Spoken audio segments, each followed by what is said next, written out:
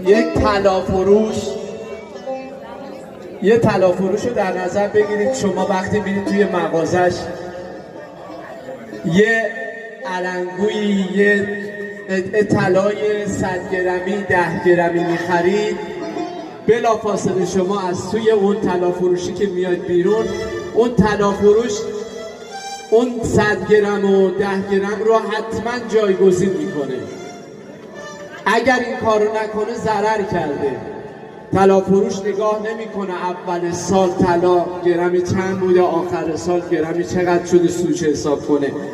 طلا فروش حساب میکنه اول سال اگه 3 کیلو طلا داشته، آخر سال باید 3 کیلو و نیم طلا داشته باشه و این رو سود حساب میکنه.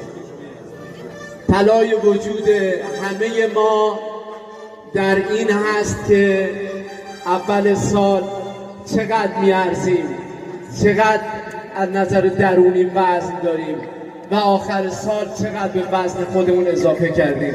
بسیاری از ما با لباس زیبا، لباس لاکچری، با ماشین لاکچری، با خونه لاکچری میخوایم خودمون رو لاکچری کنیم، در حالی که باید ببینیم ما چقدر وزن میدیم به اون لباس، به اون ماشین یا به اون خونه.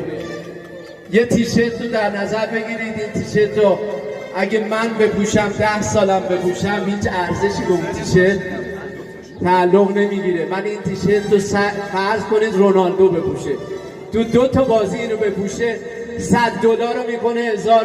چرا؟ چون رونالدو آدم لاکچری هست.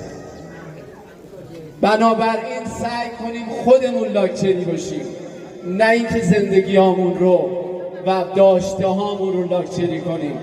بزرگی میگه هر چقدر شما بتونید بدون داشته های بیرونیتون، بدون ثروتتون، بدون ماشینتون، بدون خونتون به زندگی خوبتون ادامه بدید، اون ارزش داره و اون بهای شما هست. بنابراین هر چقدر میتونیم به داشته های درونیمون، به اخلاق خوبمون، به انسانیتمون اضافه کنیم تا وزنمون بالا بره و طلای درونمون اضافه بشه. به افتخار خودتون.